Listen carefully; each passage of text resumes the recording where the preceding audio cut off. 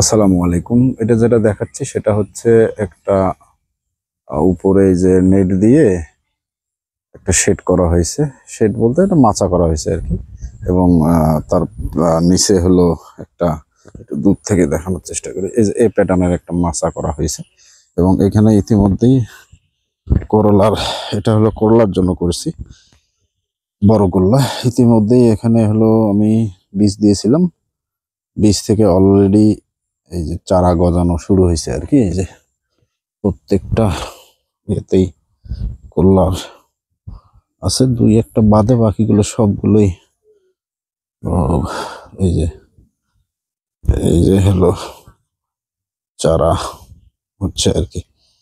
এটা দেখা যাক, এই যে উপরে মোটামুটি বড় আকারে করা হয়েছে, উপরে মাচাটা দিছি।